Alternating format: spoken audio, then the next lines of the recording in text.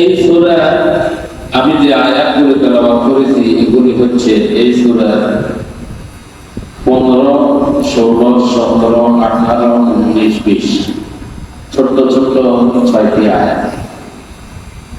আমরা এই আয়াতগুলোর আলোকে গুরুত্বপূর্ণ একটি বিষয়ের উপরে কিছু কথা বলার চেষ্টা করব ইনশাআল্লাহ। যতটুকু বলা যায় নির্ধারিত সময়ের মধ্যে ইনশাআল্লাহ। সকলে বলেন ইনশাআল্লাহ। সময় কম, কথা অনেক বেশি, এই জন্য আমরা কথা না বাড়ি সরাসরি আলোচনায় যেতে চাই। আল্লাহ রাব্বুল আলামিন 15 নম্বর আয়াতে বলতেছেন, আউযু বিল্লাহি মিনাশ শাইতানির রাজীম। ফাআম্মাল ইনসানু ইযা মাবতালাহু রাব্বুহু ওয়া আকরামাহু ওয়া না'আমাহু فيقول ربي أكرمن। আল্লাহ পাক ইরশাদ ফরমান যে فأما الإنسان إذا ما ابتلاه ربه فأكرمه ونعمه। আমি কিছু মানুষকে আমি কিছু মানুষকে সম্মান দিই এবং তাদেরকে সম্পদ দিই।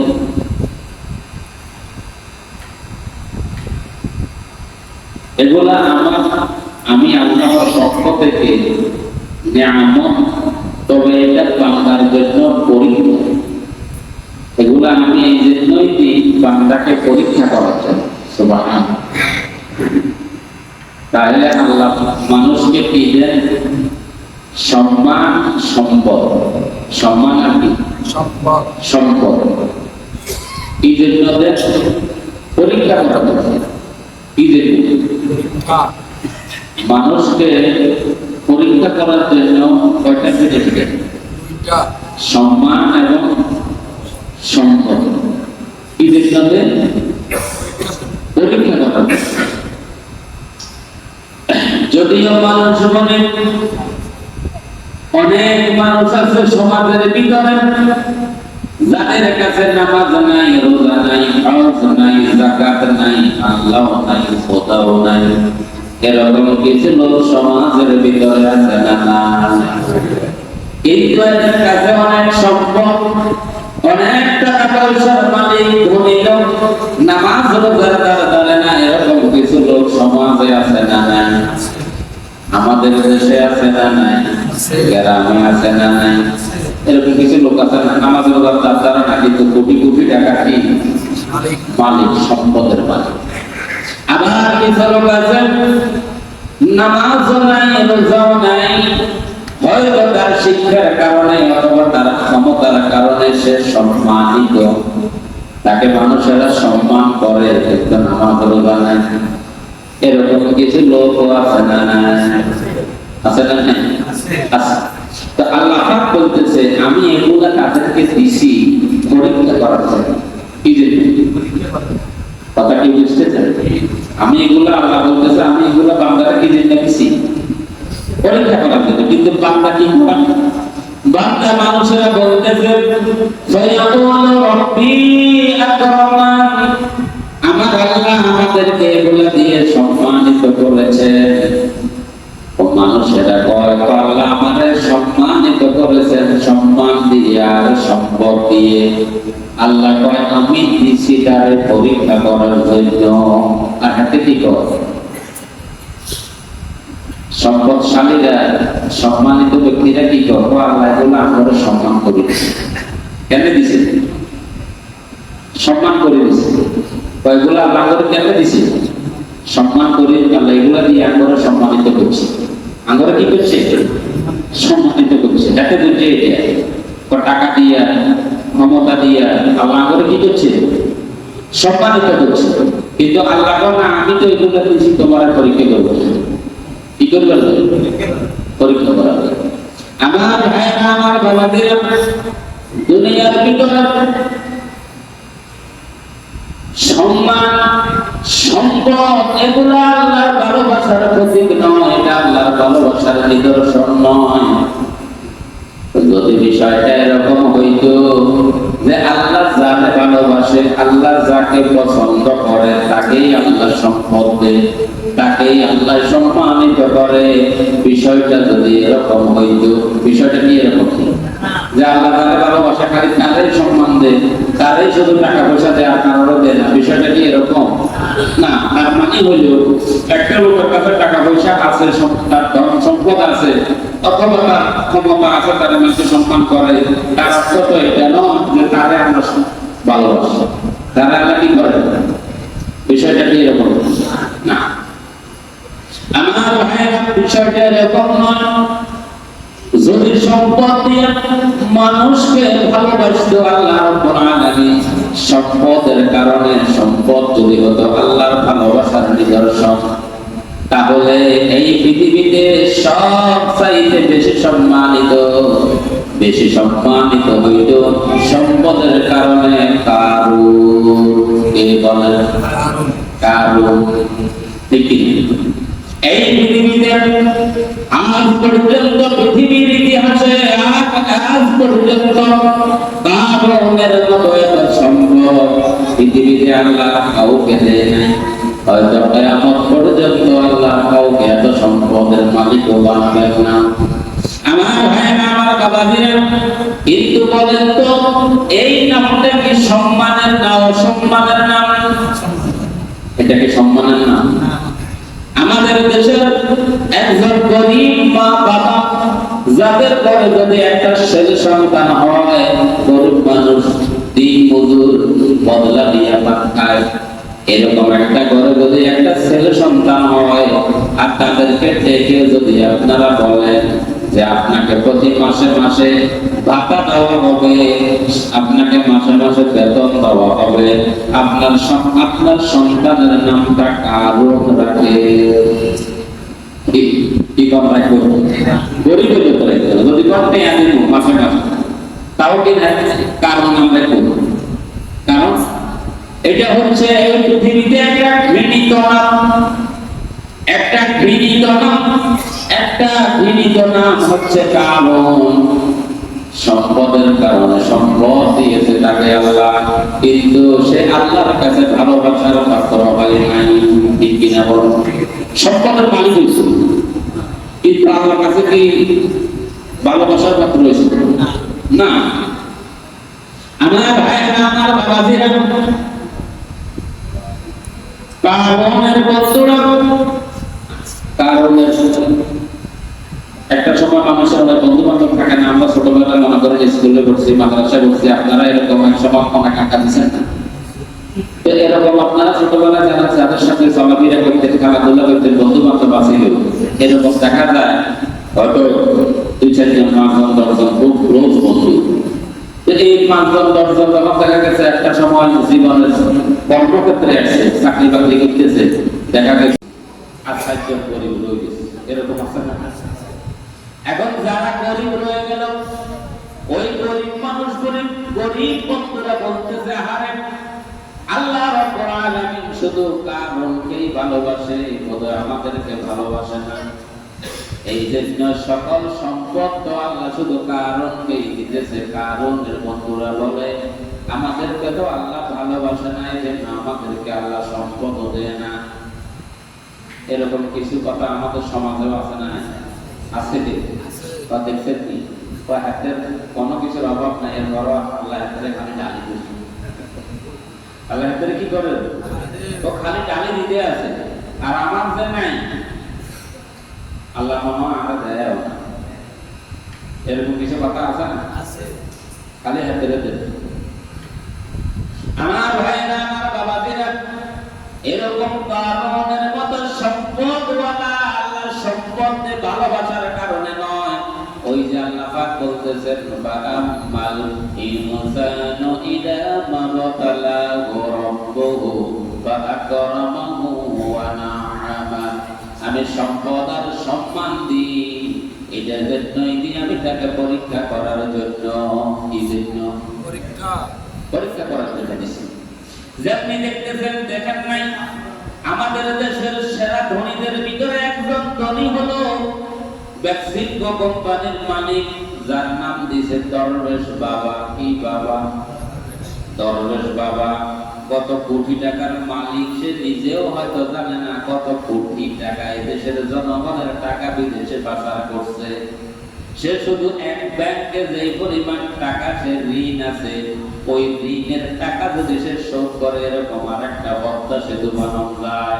এটার নাম দিয়েছে দরবেশ বাবা। এতে সম্পদের মালিক। কিসের মালিক?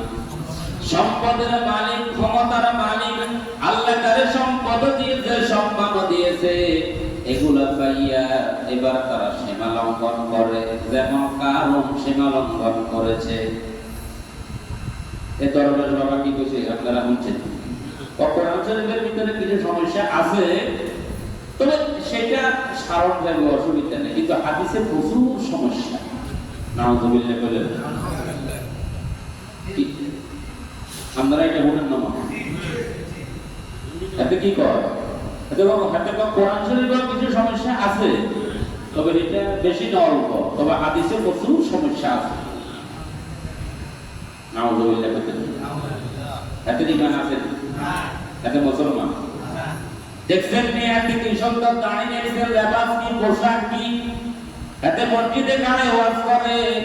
আর যখন আল্লাহ রাব্বুল আলামিন সীমা লঙ্ঘন করেছে, এবারে দাঁড়ি কই, লেবাস কই, পোশাক কই, বলেন তো এগুলাকে আল্লাহর ভয়ে রাখছে না মানুষকে দেখানোর জন্য? তাদের উপরে এক চেহারা, ভিতরে তাদের পুরোটাই হচ্ছে কালো কালো কালো। তাদের উপরের চেহারা আর ভিতরের চেহারা অনেক আসমান আর জমিনের ডিফারেন্স, ঠিক কিনা বলেন? এরপরে তারা নাম দেয় আবার দরবেশ বাবা। কি বাবা?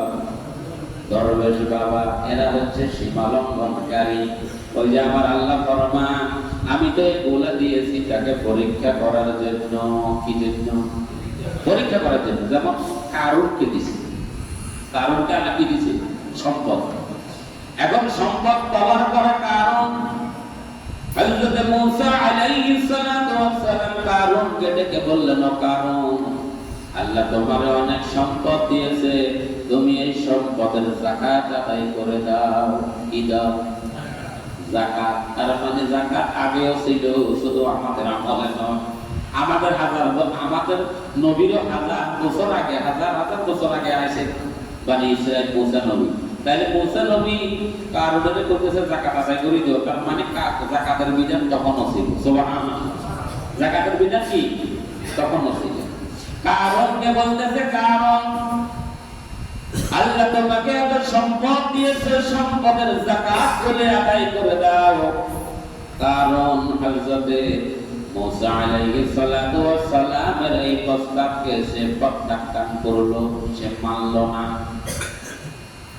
আজকের পৃথিবীতে আমাদের এই সমাজে, আমাদের এই দেশে যারা যাকাত ভিত্তিক রাষ্ট্র ব্যবস্থা করতে চায় না, যে সমস্ত ধনী লোকগুলা যাকাত দিতে চায় না, এই সবগুলা ধনী লোকের ভিতরে কারুনের রক্ত প্রবাহিত আছে। সবগুলো শরীরের ভিতরে কারুনের রক্ত আছে। এখন দেখুন কারণের উদ্দেশ্য। আমার ভাইয়েরা, আমার বাবাজিরা, কারণ প্রস্তাবকে প্রত্যাখ্যান করলো। মূসা আলাইহিস সালাতু ওয়াস সালামের সে যাকাত তো দিবেই না, বরং সে প্ল্যান করলো একটা খারাপ মহিলা, নষ্টা ভ্রষ্টা একটা মহিলাকে সে ভাড়া করলো। ভাড়া করে বলতেছে, তুমি মূসা আলাইহিস সালাতু ওয়াস সালামের বিরুদ্ধে এলাকার ভিতরে অপপ্রচার চালাইবা। তুমি বলবা মূসা আমার সাথে জিনা করেছে, খারাপ কাজ করেছে। বলেন নাউযুবিল্লাহ। সে প্ল্যান করেছে এবার যাকাত তো দিবেই না। হযরত মূসা আলাইহিস সালাতু ওয়াস সালামকে সে অপমান অপদস্থ করার জন্য প্ল্যান করলো। প্ল্যান করে একটা খারাপ মহিলাকে সে ভাড়া করলো। আমার ভাইরা, আমার বাবাজিরা, তার এই কাজটা আল্লাহ রাব্বুল আলামিন এটা বরদাস্ত করে নাই। আল্লাহ কি করে নাই? বরদাস্ত করে নাই। পয়গম্বরের বিরুদ্ধে এত বড় তার প্ল্যান প্রোগ্রাম। মুসা আলাইহিস সালাতু ওয়াস সালামকে সে কলঙ্কের দাগ দিতে চায়, মহিলা মানা করছে। এই রকম প্ল্যান আজ দুনিয়াতে আছে না নাই? আলেম ওলামাদের বিরুদ্ধে তারা একজন আলেম, তারা হালাল স্ত্রী নিয়ে রিসোর্সে যায়, হোটেলে গেল, ঘুরতে গেল, সেখানে যাইয়া তারা ধরে বলতেছে তুমি অবৈধ মহিলা নিয়ে আসছে। এবার বলতেছে বিয়ের কাবিন দেখা, যদি এটা আপনার স্ত্রী হয় বিয়ের কাবিন দেখা। এবার আপনারা বলেন, আমাদের দেশে আপনারা যে বউ নিয়ে বিভিন্ন জায়গায় যান, শ্বশুর বাড়ি যান, ফেলে যান, টাকা যান, কাবিন নামা ভবনে বলি লই যান, কোনো কথা কম না। তো এই কথা তো এই বিগত এই 16 বছর তো একদিনও জোর করি কোথায় না বলে এটা তো অন্যায় কথা, কোথায় না ঠিক ইয়ে তো একদিনও জোর করি কোথায় হারা। আমার ভাইয়েরা, আমার বাবাজিরা, কত বড় আলেম, এশিয়া মহাদেশের ভিতরে শীর্ষস্থানীয় আলেম শাইখুল হাদিস মরহুম আল্লামা আজিজুল হক রাহমাতুল্লাহ আলাইহি, ওনার ছেলে আল্লামা মামুনুল হক হাফিজাহুল্লাহ, ওনাকে বলা হয় শাইখুল হাদিস, ইবনে শাইখুল হাদিস। আব্বাও শাইখুল হাদিস, ছেলেও শাইখুল হাদিস। সুবহানাল্লাহ! কি বাপ কা বেটা, সিপাহী কা ঘোড়া। আল্লাহু আকবার! কি বেটা! যদিও সে কওমি ঘরানার আলেম,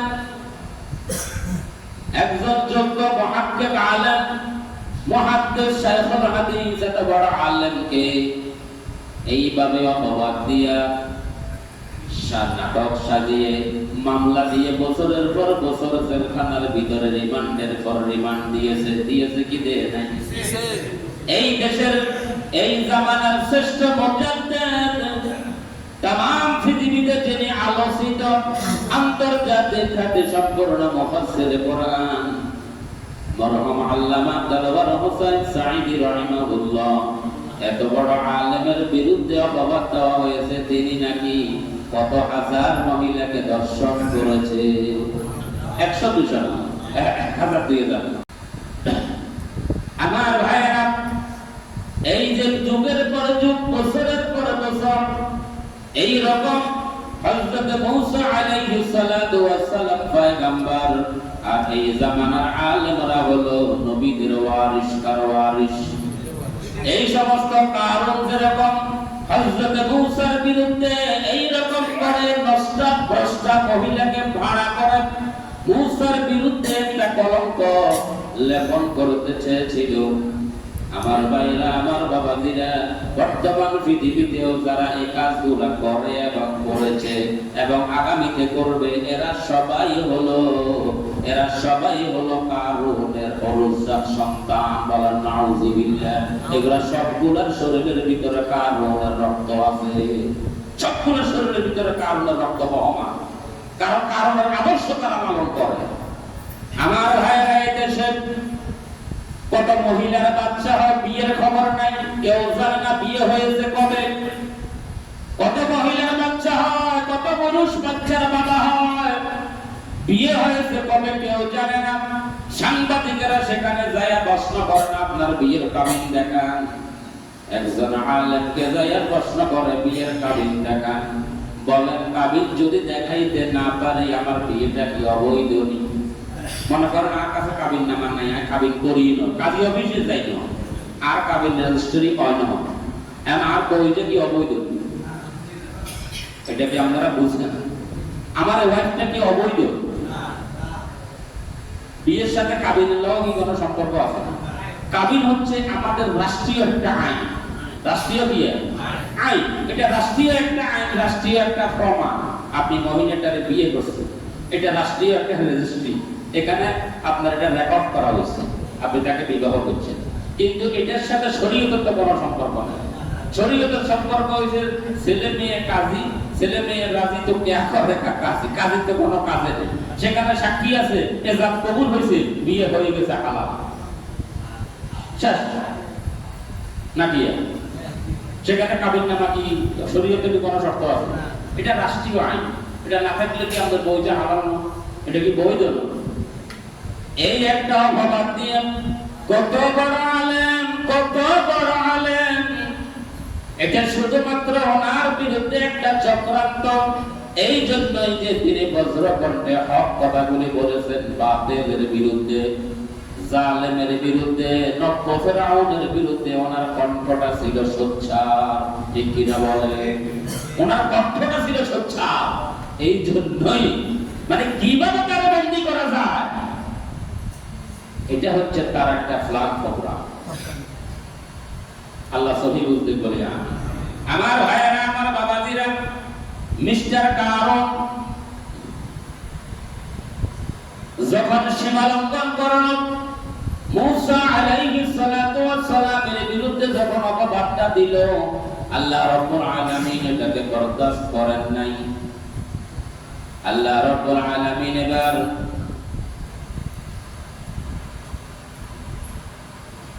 ومنهم من خسفنا ومنهم من خسفنا به الأرض। আল্লাহ রাব্বুল আলামিনের আযাব এবার কারুনকে পাকড়াও করেছে। আল্লাহ রাব্বুল আলামিনের আযাব কারুনকে পাকড়াও করেছে। কারুন তার পুরো সম্পদ সহ আল্লাহ রাব্বুল আলামিন কারুনকে মাটির নিচে ঢুকিয়ে দিয়েছে, কেড়ে দিয়েছে। শুধু কেড়ে দেই না, বলতেছে যা তুই এবার নিচের দিকে টেবে যা, তুই তার সম্পদ নিয়ে যা। হাদিস শরীফের ভিতরে এসেছে, আল্লাহর নবী বলেছেন, ওই যে কারুন মাটির নিচে যে রওনা করেছে সম্পদ নিয়ে, আজ পর্যন্ত সে নিচের দিকেই যাইতে আছে, ডাকতে আছে। কিয়ামত পর্যন্ত কারুন তার সম্পদ নিয়ে জমিনের নিচের দিকে সে শুধু ডাকতেই থাকবে। বলেন নাউযুবিল্লাহ। আমার ভাইয়েরা, আমার বাবাজিরা, এবার কারুনের বন্ধুরা যারা বলেছিল আমাদের বন্ধু কারুনকে আল্লাহ ভালোবাসেন, ভালোবাসে বিদায় শুধু সন্তান সম্পদ কারুনকেই তো দিল, আমাদেরকে তো দেয় না। এবার এই বন্ধুরা কারুনের এই অবস্থা থেকে এবার বলতেছে, আল্লাহ রাব্বুল আলামিন কারুনকে সম্পদ দিয়েছে ঠিক, কিন্তু আল্লাহ রাব্বুল আলামিন প্রকৃত ভালোবাসা আল্লাহ আমাদেরকেই ভালোবেসেছে। সুবহানাল্লাহ। সব কারণের সম্পদ দিয়েছে, ভালোবাসা নয়। আল্লাহ পাক আমাদেরকে সম্পদ না দিলেও প্রকৃত ভালোবাসা কিন্তু আমাদের জন্য। সুবহানাল্লাহ। অতএব যারা গরিব মানুষ, সম্পদ নাই, আমরা তো কি মন খারাপ না? আমার ভাইয়েরা, আমার বাবাজিরা, এই জন্য আল্লাহ পাক ফরমান, ফাআম্মাল ইনসানু ইযা মাবতালাহু রাব্বুহু ফাআকরামাহু ওয়া না'আমা। আমি মানুষকে মান, সম্মান এবং সম্পদ দিয়ে পরীক্ষা করার জন্য, কিন্তু তারা কাফের, তারা বুঝে না, না বুঝে তারা বলে ফায়াকুলু রাব্বি আকরামান। আল্লাহ তো আমাদেরকে এগুলা দিয়ে সম্মানিত করেছেন। এতে কমারে কর, আল্লাহ যদি আমারে ভালো না বাসতো, আল্লাহ আমার এত কোটি কোটি টাকা দিছিনি, আল্লাহ আর ভালোবাসা দিয়ে তো দিছিনি।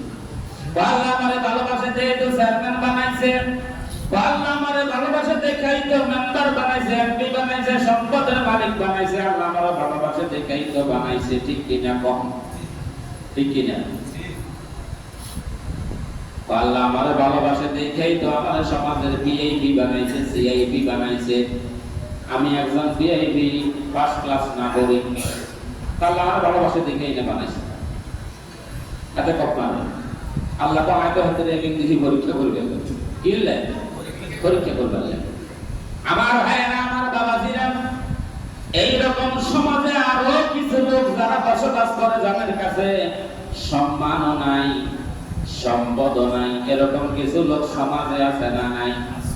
এই লোকগুলো আফসোস করে করে বলে, আহারে এই সমাজে তো আমাদের কোনো সম্মানও নাই, ইজ্জতও নাই, আমার কাছে সম্পদও তো নাই, এই সমাজের মানুষেরা তো আমার মূল্যায়ন করে না, এই সমাজের কোন সালিশ দরবারে তো আমার ডাকে না, এই সমাজের কোন মীমাংসা বৈঠকে তো গুরুত্বপূর্ণ কোন বৈঠকে তো আমাদেরকে ডাকে না, আমাদেরকে বলায় না, আমাদেরকে মূল্যায়ন করে না। তার মানে আল্লাহ বুঝে আমাদেরকে ভালোবাসে না। আল্লাহ পাক ফরমান না, আমি আল্লাহ সম্মান আর সম্পদ দিয়ে এটা ভালোবাসার নিদর্শন নয়, এটা হচ্ছে আমি আল্লাহ এগুলা দিয়ে পরীক্ষা করার জন্য। সুবহানাল্লাহ। এগুলো কি জন্য দিই? পরীক্ষা করার জন্য। এগুলা পাইয়া যারা সীমা লঙ্ঘন করে, যেমন কারণ সীমা লঙ্ঘন করেছে, কারণকে মাটির নিচে দেবে দিয়েছে, মাটির নিচে ঢুকিয়ে দিয়েছে। যেমন সম্মানী ছিলেন এই পৃথিবীতে ফেরাউন, ক্ষমতার মালিক ছিলেন বছরের পর বছর, তিনি সম্মানের মালিক ছিলেন। কত সম্মান তিনি অর্জন করেছেন ক্ষমতায় থাকাকালীন। বলেন তো এটা কি আসলে সম্মান না অপমান? ক্ষমতা ছিল বছরের পর বছর, অনেক সম্মান আসেনি। ফেরাউনের নাম কেউ রাখছেনি। কত সম্মানী ছিল এই পৃথিবীতে নমরুদ, কত ক্ষমতার মালিক ছিল, কত সম্মানী ছিল যখন ক্ষমতায় ছিল, কিন্তু ক্ষমতার অপব্যবহার করার কারণে পরীক্ষায় তারা ফেল করেছে। আমার আল্লাহ যে বলেছে আমি সম্মান দিই, সম্পদ দিই পরীক্ষা করার জন্য, আর এই পরীক্ষায় যারা ফেল করে তাদেরকে আমি দুনিয়াতে নাস্তে নাবুদ করে দিই। পরীক্ষায় যারা ফেল করছে, এই সম্মান পাইয়া, অর্থ পাইয়া, ক্ষমতা পাইয়া আমাদের নব্য ফেরাউন এই দেশে যে জুলুম অত্যাচার করেছে বিগত 16টি বছরে, এই দেশের নিরীহ মানুষের উপরে যে জুলুম করেছে, তারা মানুষের সামনে এসে বড় গলায় বলেছে, আমাদেরকে তো মানুষে ভোট দিয়ে নির্বাচিত করেছে, আমরা জনগণের নির্বাচিত সরকার, ঠিক কিনা কম? কইছে না কম? আমরা বলে ভোট দিয়ে আটা করে বানাচ্ছি। ওই যে কয় যে সোরের মার বড় গলা, কি গলা? এই সীমা লঙ্ঘন করার কারণে, এই সীমা লঙ্ঘন করার কারণে, সীমা লঙ্ঘন করার কারণে আল্লাহ রাব্বুল আলামিন এই জমিকে হারাম করে দিয়েছেন। আমরা দোয়া করি আল্লাহর কাছে কিয়ামত পর্যন্ত যেন এই জমিনের 1 ইঞ্চি মাটি যেন জালিমদের জন্য আল্লাহ হালাল না করে, বলেন আমিন। আমিন। এরপর আল্লাহ পাক কোরআন আয়াতে বলতেছেন, ওয়া আম্মা ইযা মাবতালাহু ফাকাদারা আলাইহি রিজকাহু ফায়াকুলু রাব্বি আহানা। আল্লাহ রাব্বুল আলামিন এই পৃথিবীতে আমি আরো কিছু লোককে আমি তাদের রিজিকটাকে সংকীর্ণ করে দিই, তাদের রিজিককে আমি সংক্ষেপ করে দিই, তাদেরকে আমি অভাবে রাখি, কষ্টের ভেতরে রাখি, তাদেরকে আমি বিভিন্ন ভাবে আমি তাদেরকে কষ্ট দিয়ে থাকি। আমি এইটাও করি এই জন্যই যে আমি তাদেরকে পরীক্ষা করার জন্য। সুবহানাল্লাহ। অভাবে রাখে, কষ্টে রাখে, বিপদে রাখে, মুসিবতে রাখে, অসুস্থতা দিয়ে রাখে।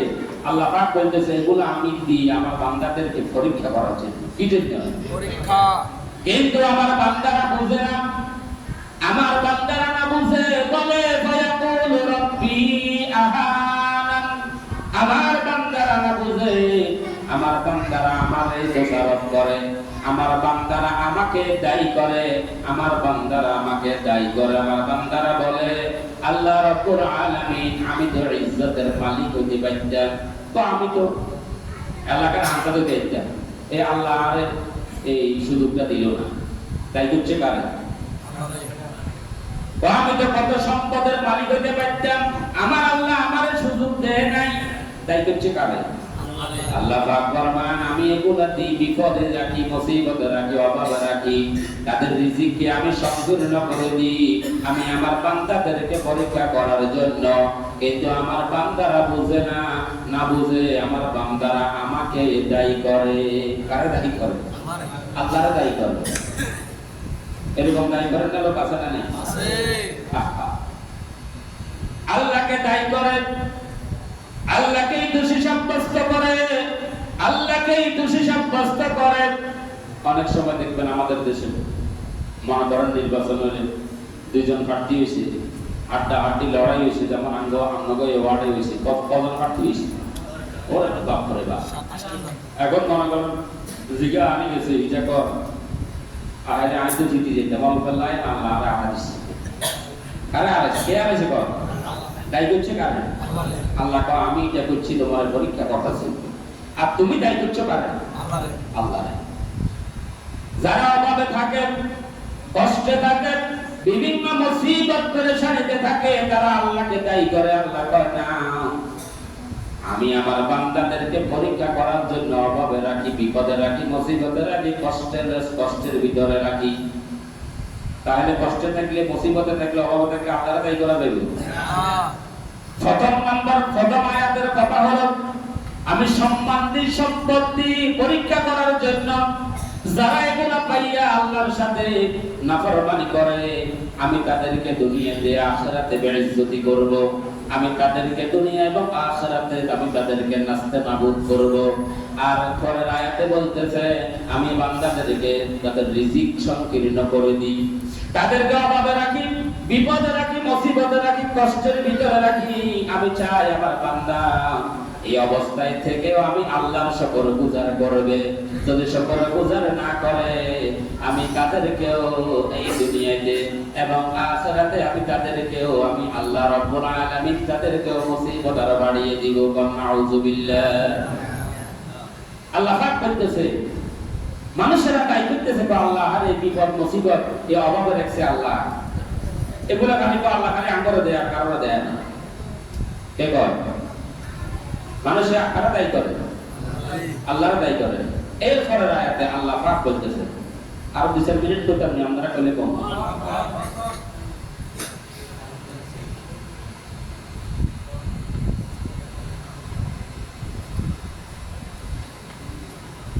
আল্লাহ পাক বলতেছেন, এর পরের আয়াতে বলতেছেন তোমরা আমারে দোষী করতেছ, তোমরা আমাকে অপবাদ দিতেছ, তোমরা আমাকে দায়ী করতেছ। কাল্লা, কখনো নয়, কখনো নয়। কোরআন শরীফের ভিতরে অনেকগুলো জায়গা আছে যেখানে আল্লাহ না শব্দ ব্যবহার করেছেন, সেখানে শুধুমাত্র লা দিলেই না, লা দিলেই হইতো না। কিন্তু আল্লাহ পাক বলেছেন কাল্লা, কখনো নয়, কখনো নয়। আল্লাহর দৃঢ়তার সাথে, মজবুতির সাথে বলতেছে কখনো নয়। আমি আল্লাহ দায়ী নয়। তোমার রিজিক যে সংকীর্ণ, তুমি যে বিপদে আছো, মুসিবতে আছো, এটার জন্য তুমি নিজেই দায়ী। কে দায়ী? আল্লাহ তুমি নিজেই দায়ী। কেমনে দায়ী? আল্লাহ পাক বলতেছে তোমার রিজিককে তুমি যদি বাড়াতে চাও, তুমি যদি দুনিয়াতে শান্তি চাও, তুমি যদি দুনিয়াতে বিপদ থেকে বাঁচতে চাও, তাহলে তোমরা 4টা কাজ করবা। কয়টা কাজ?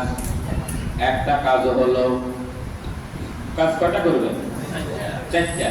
1 নম্বর হলো কাল্লা বাল্লা তুকরিমুনাল ইয়াতীম, তোমরা এতিমদেরকে সম্মানিত করবা, এতিমদেরকে সম্মান করবা। বলেন সুবহানাল্লাহ। কাকে সম্মান করবে? এতিমদেরকে সম্মান করবে। সময় কিন্তু অনেক হয়ে গেছে, আমি আলোচনাটি শুরু করেছি। ইনশাআল্লাহ রিজিক যদি বাড়াতে চান, দুনিয়াতে যদি সম্মান চান, সমৃদ্ধি চান, তাহলে আল্লাহ পাক বলতেছে 4টা কাজ করতে হবে। কয়টা কাজ? এরপরে 4টা আয়াতে আল্লাহ 4টা কাজের কথা বলছেন। 1 নম্বর হইল এতিমদেরকে সম্মান করতে হবে। এতিমদেরকে সম্মান করতে হবে। কাদেরকে? এতিমদেরকে সম্মান করতে হবে। আমরা এখান থেকে আগামী জন্য আলোচনা করবো ইনশাআল্লাহ। ওয়া মা আলাইনা ইল্লাল বালাগ।